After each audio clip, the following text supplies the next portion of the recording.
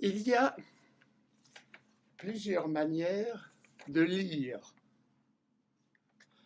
Pour soi seul, ou pour les autres, ou pour un autre.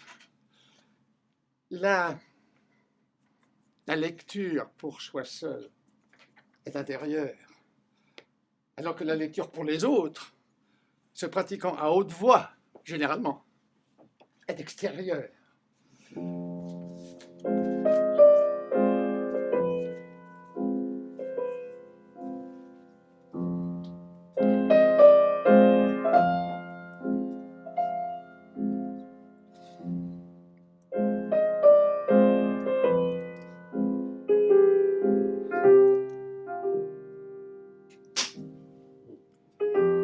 On ne connaît pas assez les critiques.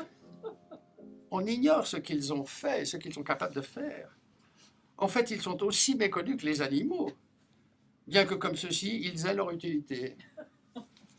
Ils ne sont pas seulement les créateurs de l'art critique, ce maître de tous les arts, ils sont les premiers penseurs du monde, les libres penseurs mondains, si l'on peut dire. Le cerveau du critique est un grand magasin. On y trouve de tout.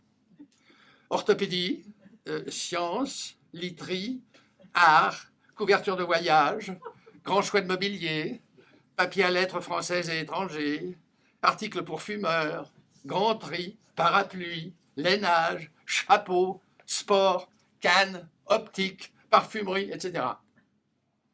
Le critique sait tout, voit tout, dit tout, entend tout, touche à tout, remue tout, mange de tout, confond tout.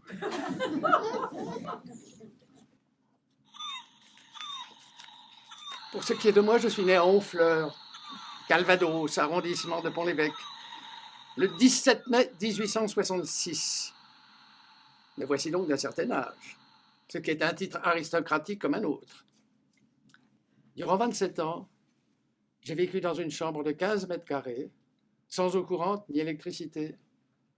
Mais j'y fus heureux en compagnie de ma solitude. Nul n'est jamais entré de son vivant dans mon logis.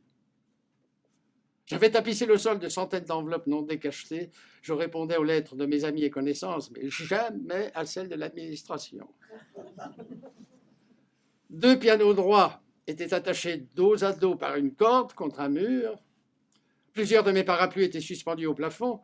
J'avais collé une grande affiche sur un mur avec l'inscription qui résume ma philosophie. Plus je connais les hommes, plus j'admire les chiens.